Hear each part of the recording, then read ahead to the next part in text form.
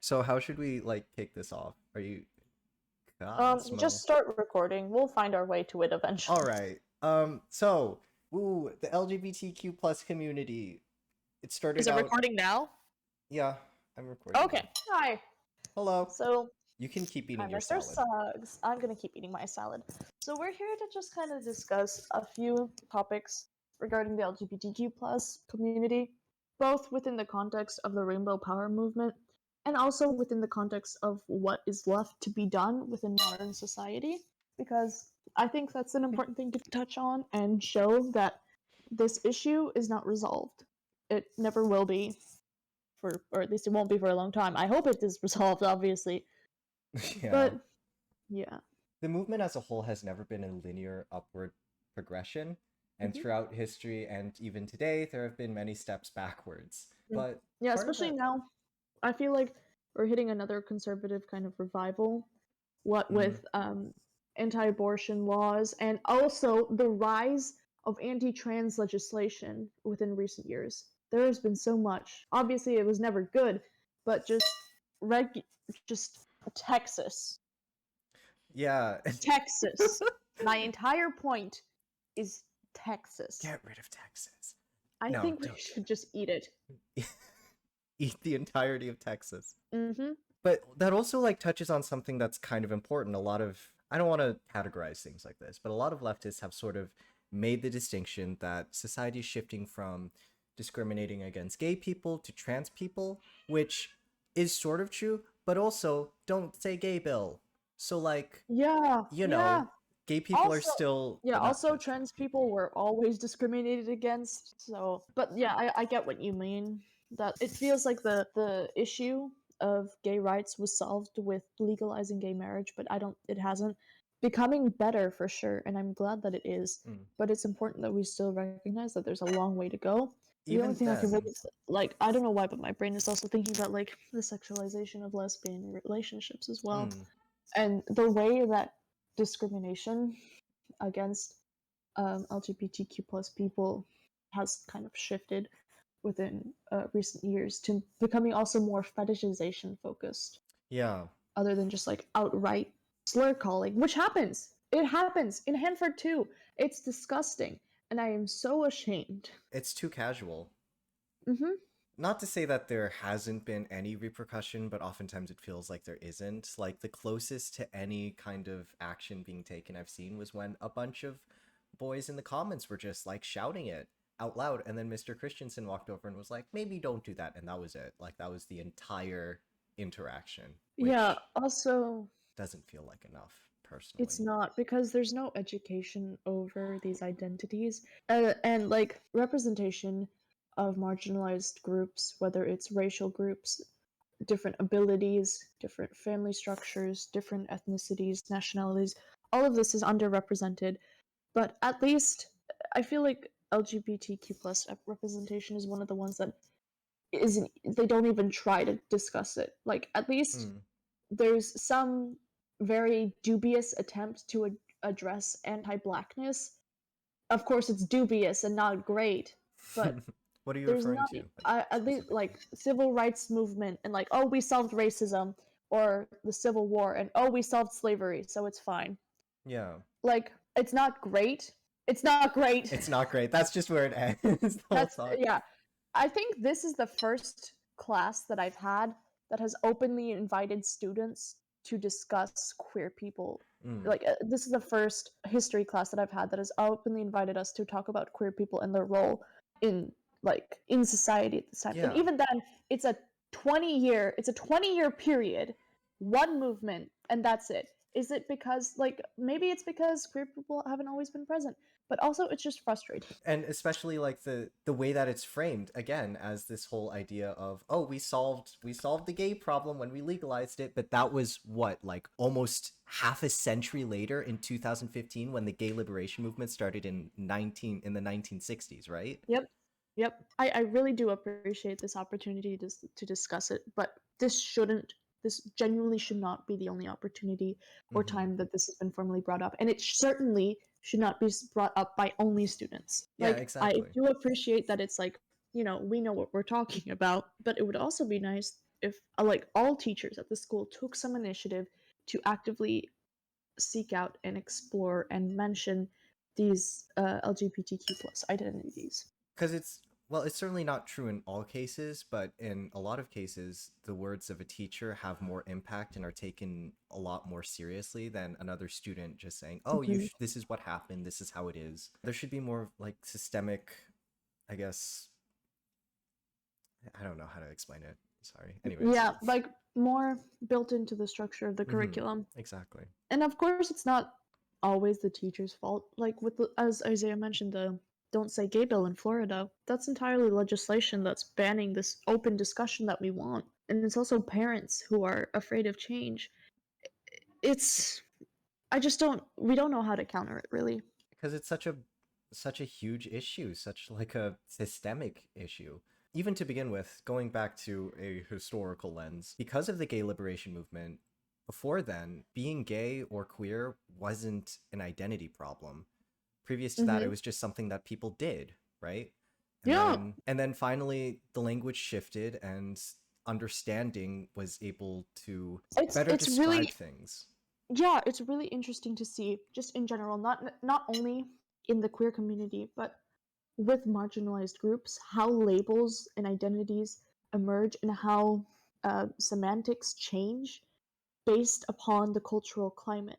Whether it's, I keep thinking about this article that we read in HSEC the other day, the one that was talking about indigenous identities and also like Black indigenous, essentially people from Africa, and Mm. how Paul Cuffey, how his identity of being both of like Native American and Black descent, of Black origins, like he had cultural connections to both, but whichever one he connected to more was dependent upon the climate of the time.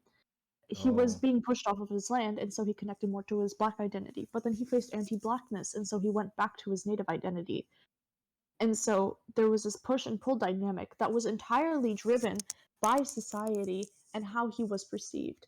And I think that is like something that we can apply here with the formation of identities, particularly if we examine the phenomenon of feminist lesbianism, Yeah. which it's such a phenomenon. Isaiah, do you Yeah, want to expand on what happened? the kind of boxes that these issues have created, trying to get rid of the boxes in the first place, bad way of putting it, but basically, because of how being queer tends to change people's worldview, the queer community was more accepting of feminist ideology, which is why the acronym starts with lesbian. It was sort of a feminist push to put women first on top Mm-hmm. of other things. For example, lesbians historically helping gay men during the HIV and AIDS epidemic. But a main problem, though, that actually surfaced as a result of the connection between the LGBTQ plus community and the feminist community was a high amount of transphobia and Mm-hmm. biphobia. Yeah, so one thing that happened was a lot of feminists were beginning to declare themselves lesbians because they wanted to reject the patriarchy entirely, despite whether they were actually just attracted to exclusively women and feminine presenting people. And oh gosh, it's sexuality is weird, man. But anyways, they were declaring themselves lesbians, despite perhaps still having sexual desires for men and masculine people like that, still having, either a bisexual or heterosexual sexuality. So after that, you had these droves of people realizing that maybe they did want to explore that non lesbian identity. And it's just very interesting to see how people went into the identity of being lesbian, of partaking in polyamorous communities as a way to be quote unquote politically correct because they wanted to reject the patriarchy. And they decided was that meant no men, no sleeping with men, that was sleeping with the enemy. That was a whole movement. And two, it meant rejecting monogamy because that also arose out of Eurocentric and patriarchal societies, because monogamy was centered around man and having his wife who was meant to stay at home in the cult of domesticity. In addition to them rejecting that, they also shunned people who didn't go into their ideas of what a lesbian should be, that being a more butch type lesbian, But they did have a lot of prejudice against these butch femme lesbians who were, okay, get this. The people who partook in lesbian feminism were predominantly white, middle, and upper class women. And the people that they were like, oh, you're not a lesbian enough. You're accepting the patriarchy. You know who they were talking to? Who they were looking down on? Socioeconomically disadvantaged and working class women, particularly women of color. Oh boy. And they were, guess who lesbian feminists also rejected? Those same people, probably. Trans people too. Yeah. And Yep. I think that definitely contributed to the high amounts of infighting, which forced the community, because of the amount of influence that these lesbian feminists had in the community, it sort of forced the movement as a whole to reject those people, those marginalized groups. And without that united front, I think that's probably what contributed to the gay liberation movement dying out as a result of that infighting, and why it took so long for not only gay marriage to be legalized, but also just relationships in general to actually be legalized, because that happened in 2003. Again, another half century later. So without Yeah. with all that, like, I don't want to say racism, but like that's racism, right? Yeah. It's there's a lot to explore in terms of both the nuance of labels and intersectionality, and just there's a lot of layers at every turn. Like, we can examine how the patriarchy created this environment. We can examine how race split that into solidarity being for white women. This it reminds me a lot of Mickey Kendall's Hood Feminism. You read that, right? Um, yeah, I believe so, but like, I've read part of it, but like just like yeah, that just discussion broadly. of the division within the feminist and also the lesbian community at the time between white upper middle class women who were like, you're not adhering to our ideals, which is geared towards white people, but then it's like they're also against the patriarchy, but they're also queer, and it's like, who is who, what? And that even those issues have parallels in today because of the inclusion of the black and brown stripes in the gay pride flag, mostly to highlight those issues, right? Mm-hmm.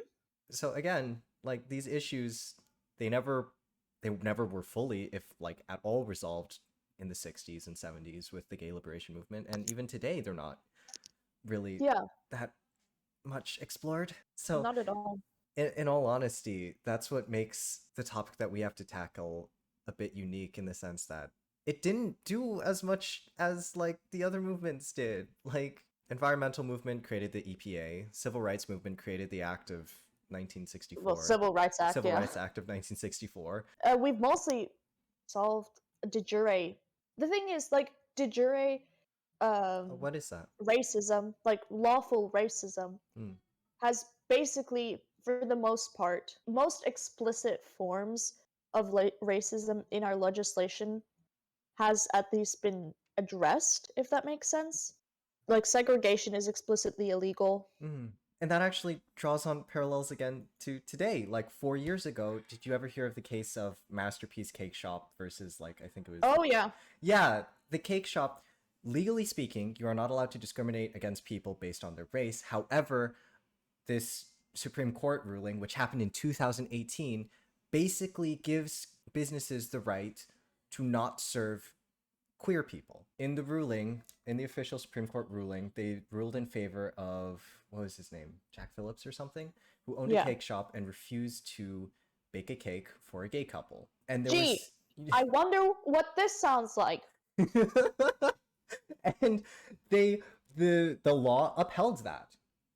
Gee, I wonder what this sounds like. And again, like, legally speaking, that wouldn't apply if it was a black couple and you refuse to serve the black couple. Not to say that, like, that isn't an Issues with issue. race, of course. Like, Yeah. I'm just saying that, yeah, there's a lot of nuance to be had. No issue is completely solved, obviously, but it's hard because people think that, like, at least with race, it's very obvious that it's not changeable. You can't, I guess you can lighten or darken your skin, but that's not like, oh, that's Yeah. another topic that I don't want to talk about right now, but Let's I not do get want to. into that part, but The And place of race in our society and the racialization of people is obvious to us because of the way our society works and the lens through which we view people. As for sexuality, it is more difficult to point at someone and go, you are gay, or you are trans sometimes. You know, it's difficult to point at someone and pinpoint their identities. It's easy, it's yeah, more feasible to be cis or heterosexual passing than it is to be white passing. passing as another, Yeah. yeah, like white passing. Even then, Yeah. that also collides with the issue of stereotyping. And generally speaking, it's not great to assume, but that issue is hmm, Oh my I'd god, there's argue so that many it's a bit. things. It's so much. There's so much, but There's like, so this is going to be turned into 1 hour fireside talk with Ornia and Isaiah about queer theory and the current state of LGBTQ plus community. because very broadly speaking, it's frowned upon, and this was actually touched on in class when a white person says, "I want to be part of the black community," or specifically, I'm referring to what was the name of that guy in the '60s? He was a Um, white affluent man. the beatnik guy. Yeah, he was a beatnik guy. Don't remember his name. You know the one that we read, right, Mr. Yeah, Suggs? You know yeah. what we're talking about. I- You're smart. and he's like, "Oh, I wish I was a black person." Everyone universally, hopefully, in our class was like, "Ew, gross. That's bad." But like, if someone was like, "Oh, I wish I was gay," it would be so much easier. That's a lot more normalized, and that's not an issue that has really been brought up or resolved systemically. Not that Hmm. it will anytime soon, but I guess, my point here right now is that legally speaking, the gay liberation movement didn't change a ton. And societally, it didn't change a ton either. Yeah. In addition to that, I had a point that I wanted to make. The one good thing that it did was it at least made people aware of the queer community. You Mm, know, 'cause it was definitely like a change, and things are still changing. So it was at least a step. It's far from over. Most things are far from over. But oh, right, the thing that I wanted to talk about is de jure homophobia and mm. transphobia, which is seeing a huge uptick recently. As we mentioned, like with the Don't Say Gay bill, the anti-trans laws in Texas and I believe Idaho, and many, many other states. We have the lack of gender neutral bathrooms. We have the lack of letting trans children, and trans athletes as a whole compete in their proper sports out of like a transphobia once again. Mm. It's just disheartening. I guess a major takeaway from the movement in the past was, like you said, yeah, representation. But again, as it is throughout history, we keep taking steps back, and that's kind of depressing. Not. Question. Hmm? This is just a genuine question. Sorry. Do you know if like there's a lot of out like outlash when a trans woman competes in women's sports, but is the same outlash true for when a trans man competes in men's sports? Oh boy. Well, we have to talk about this because it was gonna happen eventually. Broadly I'm just speaking, genuinely curious because my instinct says no because I've never seen like I see coverage of Leah Tom is it Thomas or Thompson? it's Leah Thomas. I see coverage of Leah Thomas and a lot of other trans women in sports, trans female athletes, Yeah. and I don't see anything about trans men. Broadly speaking, it's because there is no representation, and as far as I know, let me actually just Google real quick if there's any Yeah, trans men in sports, because they're never I mean, touched on. Oh, well, there's a ton. Who would have guessed? Trans men exist? Huh. that's astounding. Wow. The main issue, and this is not going to really have anything to do with history, but the main issue that there tends to be with trans people in sports is that there is a biological difference between biological males and females. Mhm. However, that should not bar trans women from competing in women's sports because True. and What like the people are like, oh, but the testosterone. No, hormone therapy. Hello, Yeah, hello. Also, what about women with naturally high levels of testosterone? Well, I that's guess I another read. issue. Yeah, I've read that they've also been discriminated against, especially because those are mostly women of color too. Yeah, Castor What are Semenya, she's an XX chromosome female, so you can't do the whole chromosomes, blah blah blah.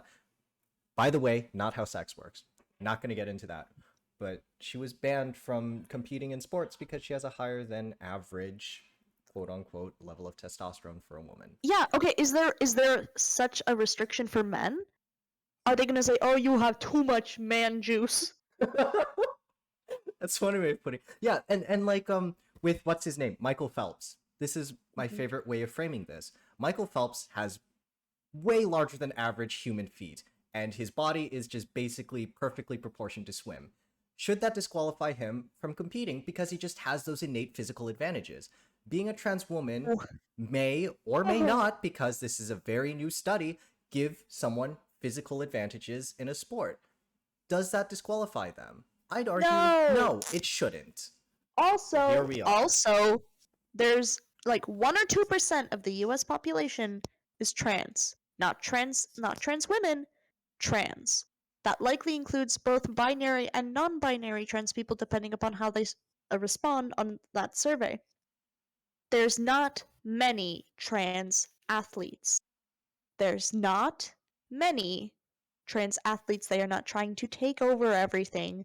They are existing. They are Before existing. they're just trying to live their lives. And before Leah Thomas, I guarantee you, no one anywhere could have named a single trans athlete Yeah. until then. And like even then, there were just like cases because I brought this up a while ago with some people that I talked to, and they couldn't name a single person. They could only come up with anecdotes of, oh, there's this trans woman and she was first place, and then that's it. So even then, the One trans woman. one trans woman ever. She got all the first places. Everything. We must stop her. And then, like you said earlier, hormone replacement therapy. And I, a lot of the transphobia is, and let's shift back to history because, like, I feel like we're kind of Oh obligated yeah. to. Sorry. We're talking about the modern world. Gross. A lot of Let's go that, back to the good old times in the yeah. 1950s. Hello, Tyke. Remember, you gotta pretend to like your father. They acted as though they were genuinely glad to see him. See him. Oh Lord. Um, but to go back on that, a lot of these are holdovers from that movement, from the gay liberation movement, and the connection that it had with the pink movement, with feminists of the time, who viewed trans women as men trying to invade female spaces, or trans men as essentially gender traitors, which, again, funny way of describing it. I feel like that's a superpower, kind of. I don't know. You show up to a fight and you're like, what is your powers? Gender traitor. Yeah, that's the superhero name. Yeah, Yeah, you it's have gender traitor, gender bender. gender man who isn't Gender actually a man. man. Gender man. The man. He is, you know. He's the gender. And like, not to say that it was just feminists who were transphobic, because there were tons and tons of gay Oh my men god. who were extremely Jeez. transphobic. And This is gonna be in the display, but Sylvia Rivera's y'all better quiet down. Oh my gosh. She did so much for the gay liberation movement. And how was she treated? She was booed and jeered off because people saw her as unnatural because she was a trans woman. Same thing with like drag queens and just gender non-conforming people on the whole. They were just basically seen as unnatural and weird. And what are they going to do? It doesn't help that they also couldn't find like uh, couldn't find work and ways to pay for their lives easily outside of sex work. A lot of trans women were sex workers, yeah, and even that was difficult because if they were found to be, trans, then they were ousted. And where would they go? and that largely hasn't sadly changed. That depiction of trans people as being sex workers, very broadly speaking, most of the roles that trans female actors tend to play is Yeah, as a prostitute. And yeah. again, that all stems from the From weird the way that we remnants of this depict them in movement, media. Like trans women are, and also drag queens. They're like, I feel like, I don't know, the way it's framed is very sexual. like Yeah.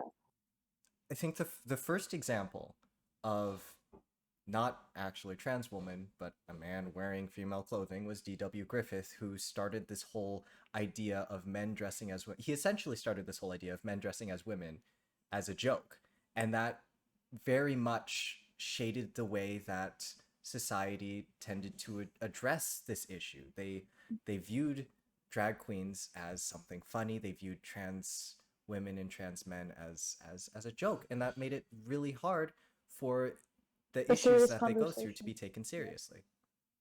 Yeah, for sure.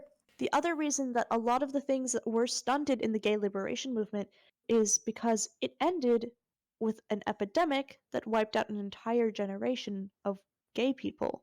Oh yeah, that was huge. That And okay, yeah, so sorry, we're taking a tangent now. Sorry, that's no, what I we wanted to shouldn't. talk about.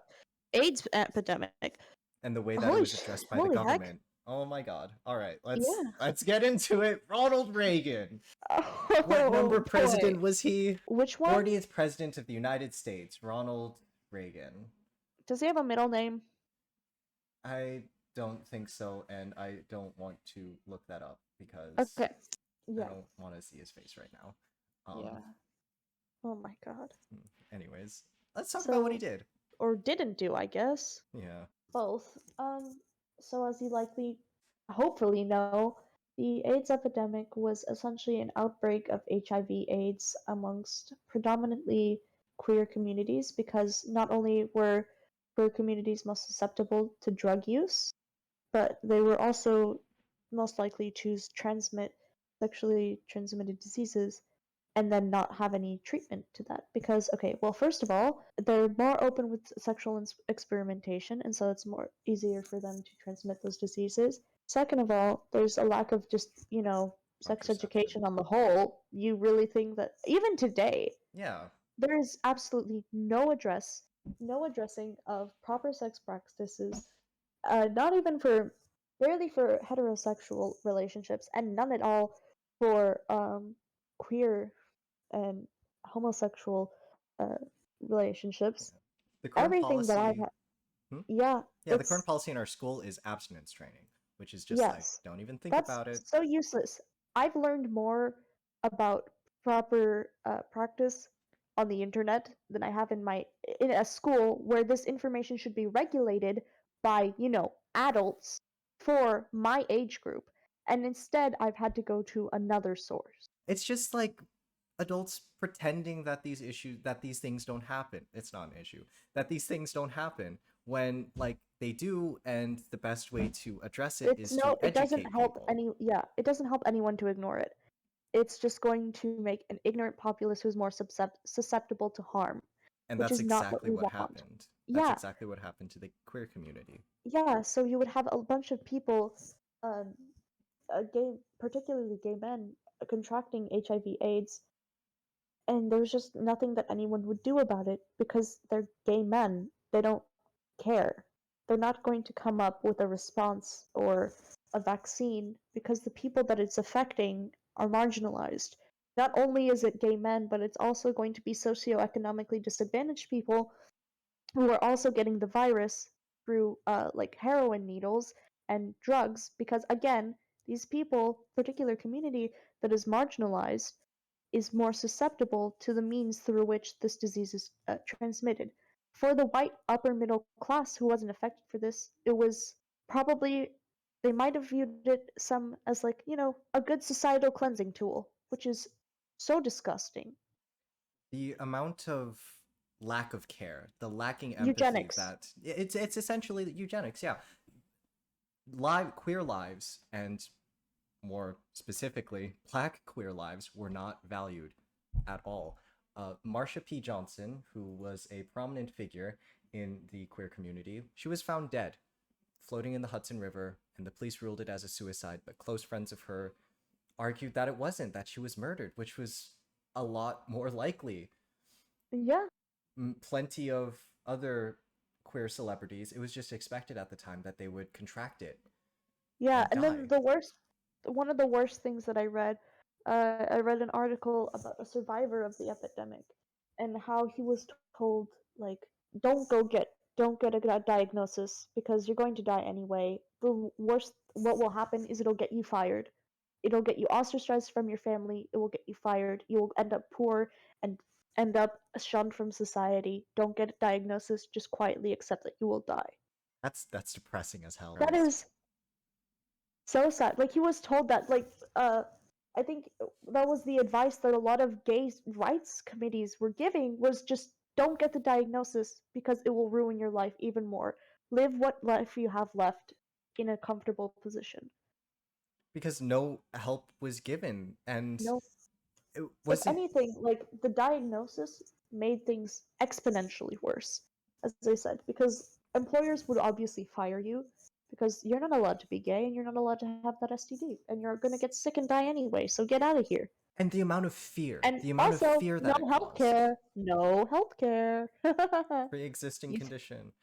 And part of that was definitely because of the lack of initiative that the government took with this issue. They did not educate people, they did not inform people, and there were basically no resources for the people who ended up suffering from this the most.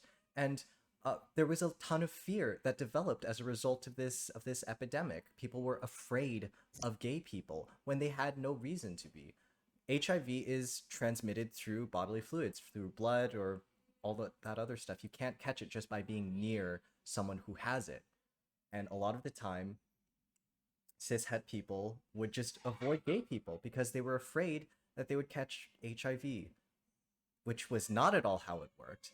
But it's not like anyone was telling them otherwise, or specifically the people who were. It's literally their job to tell them otherwise. There's a lot of connections and parallels between the topics that we had to research and other yeah, topics that would intersect yeah, with other movements.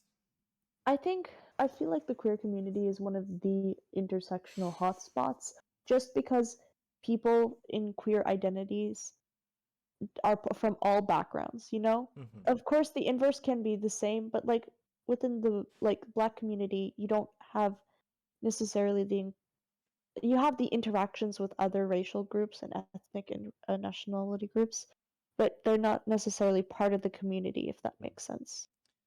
And that large base of people of so many different backgrounds again contributed to the large amounts of infighting. And Yeah, and also I feel like that's part of the reason why it's so hard to get de jure homophobia and transphobia out, is because there's no cultural basis for it. It's such a personal thing and it feels so unsure. And queer identities are so shaped by society and by political movements, as we saw with the lesbian feminists, that it's really hard for people to accept and understand how natural queerness is, if that makes sense. Did that make sense? yeah, that makes sense. Okay. Just people, again, the shift from, and especially back then, the shift from this is sexual deviancy to this is a part of someone's identity. Yeah. Because the word of the law back then was that if you deviated from what was considered the sexual norm or gender norms, that was illegal. Yeah. It's still illegal in a lot of countries. It's Is becoming illegal segregation in some still legal in states. any country? Like de jure segregation, I mean, not necessarily de facto, but like, I because believe I'm so. pretty sure South Africa was the last place, right? Yeah, apartheid, and then that ended. Yeah. So, but you can still be executed for being gay in many countries. And Think again, about that for a second. Think about that. It. I don't know if I need to elaborate on this. but I mean, to some degree, that's what makes this movement unique, is the sense that it creates this sort of underground community. It forces queer Yeah. people to hide what they are. Yeah, and it also has created this new culture that is not a culture, and yet it is queer culture. You know, like it can't. It has emerged as a way to try and unite people from so many different ethnic and racial backgrounds. It's not necessarily that it can be appropriated, but again, when straight or cis people are like, "Oh my gosh, you're gay," okay, let's talk about the white white gay cis gay man. Oh my god, I can't. White cis like, gay man with a lisp. like because of how many different backgrounds there are, there's a lot of different terminology, and again, that complicates things. But very basically speaking, whenever someone thinks of a gay person, the first thought is of a gay white man who is probably magical and gives really good relationship advice. And he talks like that.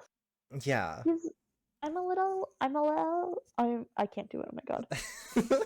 Yeah, I'm a the little I'm a little I can't a do little it, but gay I'm lad. gay. Oh my god. I'm You're sweetie. We should go shopping. Oh my Valley god. Girl lisp. Yeah. That's what it is. Did you watch that one episode of the Falcon Report? Oh, the where they interviewed a guy? Uh, Yeah.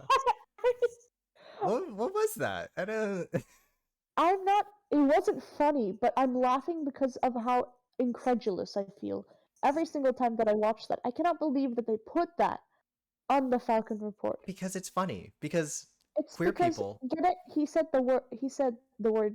I don't know if I can say go for it. TWINK. You can it's not a slur, twink, Uh, but some people say that it is. I'm not entirely sure. About that thing that was aired on the Falcon Report, that is just is so stereotypical, and I did not particularly enjoy it, mm, especially knowing that I don't want to say that it's because it's not comparable to a minstrel show, but it's analogous if that makes sense. to a what? Oh, A minstrel minstrel show, show. Yeah. like overperforming.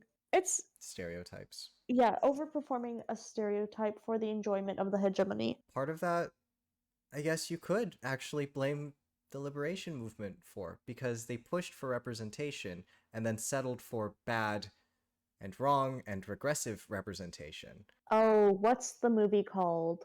Well, I know Will and Grace came out in 2003, and that was like the first TV show to depict a gay The person. Italians. The Italians? What? The Italians. What about the The Italians? gay Italians. Call me by your name. Oh my god, that one! The art Sorry. film. The art. What the? That's how people What? depict it. For the record, we're not saying you should watch the movie because Please don't. it has things in it. It has I Timothy Chalamet. Timothy Chalamet? don't watch it. It has Timothée Chalamet. No, but don't. We're not condoning the watching of it. I'm just saying that it's kind of a phenomenon of this. Whenever you try to search for queer representation, I'll tell you, most of the time, what I find and what I want to stop finding, please, please, or at least not entirely, but God, it's always white or very like Eurocentric featured, white, pale, long fingered, Really gay going for that. cis men. Yeah. With the And I painted hate it. nails. And it's also over sexualized and geared Mm-hmm. towards guess who it's geared towards? Guess who? Women? Straight women. Straight Yeah. women. It's Yeah. always every Wait, single time. who wrote Call Me By Your Name? It's always a tragedy of one of them who can't be with the other person, or one of them just dies, which again sort of leads into that whole issue of gay lives not being valued in media representation and in real life. Harvey Milk, who was the first openly gay elected official in the United States, when he was murdered in cold blood, the perpetrator, Dan White, was given a lighter sentence of manslaughter. The legal system did not really give justice to what was essentially a cold-blooded murder. And it's kind of interesting because the way that he got given that lighter sentence was something people called the Twinkie defense. What? Yeah. So should I talk about that? I think it's kind of Oh, are you weird. talking about the thing where you can kill a gay person? Oh no. Basically they're like it was manslaughter because he was really depressed and look how many Twinkies he ate. Oh, I thought you meant Twinkie as in like. Oh no. No, the what's the name of that though? Because that was recently Oh, brought up like last year. Gay panic defense? yeah, the gay panic defense. Did that happen during this era? Because I feel like that was a more modern thing that just recently got brought up again because it's still legal somehow. Um, Yeah. Here we go. Homosexual panic disorder from the 1920s. Yeah, so it was straight up was legal to just like, quote unquote defend yourself from from a person that you thought was coming on to you if they were of the same sex or gay. Wait, and you That's could just like straight up murder them? I don't know if it was legal, but it was definitely like search up gay panic. What was Yeah, it? I Gay have it panic right defense. here. Okay, yeah. Which, I mean, that also has parallels to sort of feminism because you can't murder a guy for coming on to you. You can't murder a guy for flirting with you, but you can murder a gay guy for flirting with you. It's a legal strategy in which a defendant claims to have acted in a state of violent temporary insanity, committing assault or murder because of unwanted same sexual advances, typically from men. Trans panic defense. Oh boy. Closely related legal strategy applied in cases of assault, manslaughter, or murder of a transgender individual with whom the assailant or assailants had engaged in or was close to engaging in sexual relations with and claimed to have been unaware that the victim was transgender, producing in the attacker an alleged trans panic state reaction, often a manifestation of homophobia or transphobia. So basically, you can legally say, I killed them because I'm transphobic. There you go, folks. Is that still a thing? And Okay, so Washington State does have a ban on the trans panic defense. progress? Question mark? I mean, like, there are a few states that do. I assume that Mississippi isn't one of them, or Texas, or Alabama. Most of the Texas is southern pink, which states. means it's considering. Yay! Illinois has a ban. Okay, so the states that have a ban on it are Washington, Oregon, California, Nevada, Colorado, Illinois, Virginia, Maryland, New Jersey, Oh, New York, Connecticut, Rhode Island, Vermont, Maine, and Hawaii. I didn't hear a southern state in that list. The ones that are considering it in the South include Florida and Texas and Georgia and New Mexico. They're considering. Be careful, Isaiah. Oh, my bad. Sorry. So Florida's like you can't kill gay people, but you also can't talk about them. Yeah. That'll Well, solve the problem. they're considering not being able to. That's gonna be great. Guys, remember, some of you are gonna be 18 soon, so you Oh, can it was vote for okay. people. Washington banned it within like 2 years ago. In 2020, 2 years ago. Yeah, yeah. Just for reference, the initial movement for gay rights happened more than 19. half a century ago. Yeah. So, yep, Um. Yeah. still an issue. Uh, this was depressing. Okay, use of the gay panic. Oh, okay. Has it been Trans panic actually used? defense was used in 2004-2005 in California by 3 defendants in the Araujo homicide case, who claimed that they were enraged by the discovery that Araujo, a transgender teenager with whom they had engaged in sex, had a penis. Following their initial suspicions about her birth assigned, Araujo was subjected to forced genital exposure in the bathroom, after which it was announced that she, What? quote, was really a man. The defendants claimed that Araujo's failure to disclose her birth assigned sex and anatomy was tantamount to deception, and that the subsequent revelation of her birth assigned sex, quote, had provoked the violent response to which Thorman represented as a sexual violation so deep it was almost primal.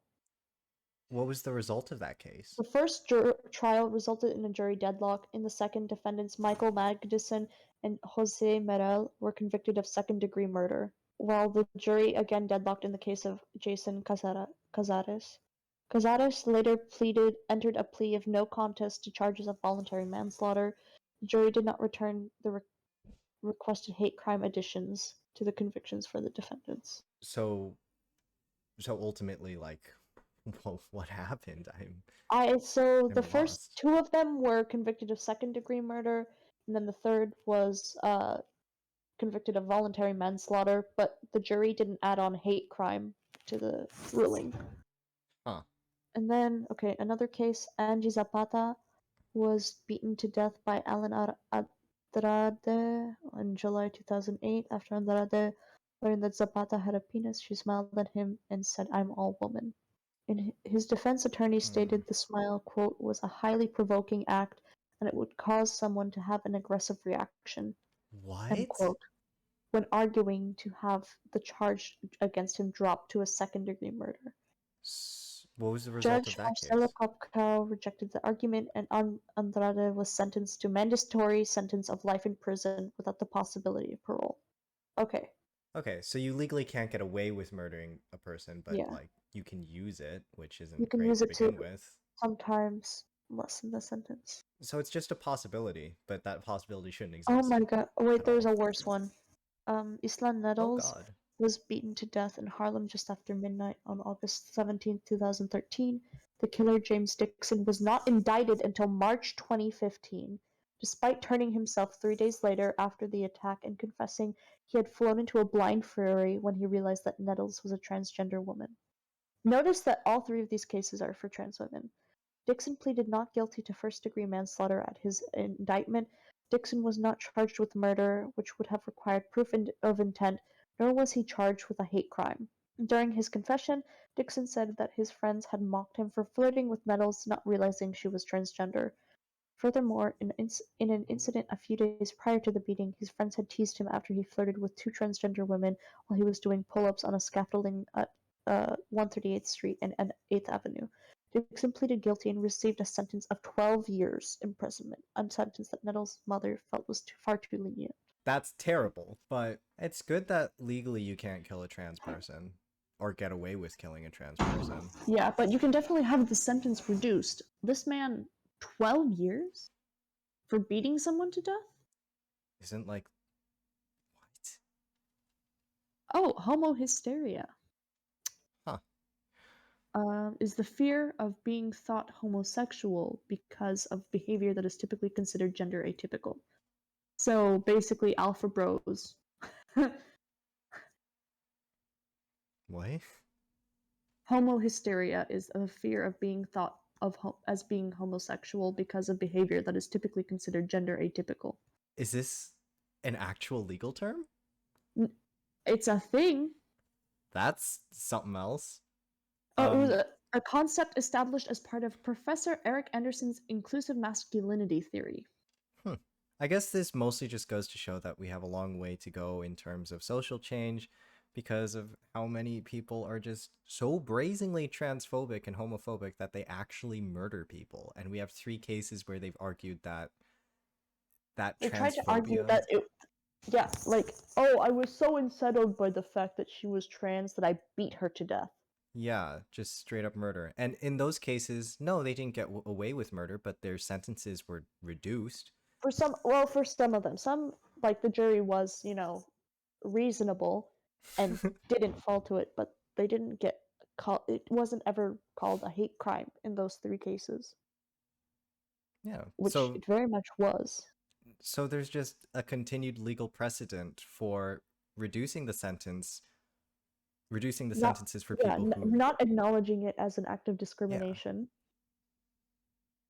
And again, Uh, like that does lead back to Harvey Milk, who was probably the first person who was murdered by a, as far as we know, cishet man, and that man had his sentence reduced. And part of that was probably because Harvey was gay. I mean, the same thing happens for all, you know, like the same thing happened with Emmett too. Yeah. Think Dang, if I you're not fully got away part with it of though. NWASP, if you're not part of the hegemony, you're gonna get screwed over by the legal system, one way or another. Yeah, you gotta be a Particularly wasp. if you have multiple identities. God knows that black trans women have one of the highest, like, or they have a very low life expectancy at like Really? 35, 37 years of Oh my age. god. Even in Yeah, like, today because of violent crime and likely also because of drug use, but again, yeah. that is facilitated by poverty, which is further facilitated by the fact that they hold multiple marginalized identities, And a result of the which fact that makes they it can't difficult for, find jobs. yeah. If you have multiple marginalized identities, you are not going to be presented with the opportunities that are necessary for you to one pull yourself out of poverty if you're in that yeah. Uh, Do we have a positive note to end on, or are we just gonna end on, this God, just this keeps getting worse and sucks? worse. Yeah, it Okay, keeps getting worse. let's talk about something good. Okay, but Andy Um, Warhol, he oh, he took pictures, and Marsha P. Johnson was one of his models, oh, that's and they nice. became like really, really popular pictures, and that's the reason why she's an icon, mostly. That's awesome. Star House Shelter for gay Oh people. yeah, Star. That'll be in our exhibit too. Yeah. Do Um, do you have I mean, anything? the good thing about this is that things are improving. We're starting to see a little bit more, like the Owl House. Oh, I love the Owl House. I hate Disney, but thank you, Dana Terrace. Thank Positive you so. representation. Yeah, so like the main character Luz is bi. She has a girlfriend, Amity. First non-binary character on Disney. Rain Withers or Whispers? Rain. Anyways, I love them. There's a non-binary character. Yeah, Yay. here, let me send you a picture because I love them. Also, I also love Ida, who is like Luz's mother figure while she's in the demon realm, and she and Rain used to be partners. Yeah. So Ooh, the I love that. influence of media on society. Aw. I know. Look at them. Aw. Look at That's so them. cute. I'm gonna find more pictures. That's a fun. Uh, I feel like that's a fun note to end on because I don't wanna oh yeah, no, I don't want to talk about go to. queer people dying anymore. Yeah, Thanks. please. I'm just sad now. Thank you for listening. If you have any more questions, you You know where to find us. Walking can around the find us. class. Yeah. Anyways. Also, feel free to stop by HSEC because you never know when we'll have a good discussion like this. And then Yeah. you can be part of it. But remember, always start, always start. I was gonna say never stop, but then I was like, always stop? No, always start. Keep learning, guys. Woo! Keep keep learning. Especially about gay people. Okay, Yeah. bye. And yeah.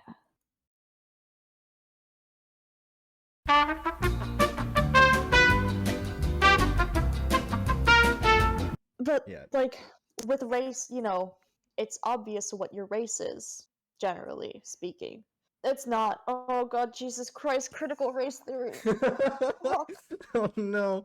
I I keep saying statements and then I find counters to them.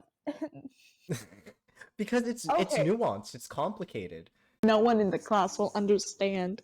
They're gonna be like, but the lesbian, how the lesbian like man, that's not a lesbian. Shut up. Shut the fuck up. But the flirting's over, Sherlock. Daddy's had enough now. I'm showing you what I can do. Because he's gay. Yeah, Cut get loose it? all those Yeah. people. And it always has that tragic ending of, oh, but we can't be together. Or one of them dies. Sorry. One of them dies. Sorry. I'm going to rephrase that so we can cut out this whole section.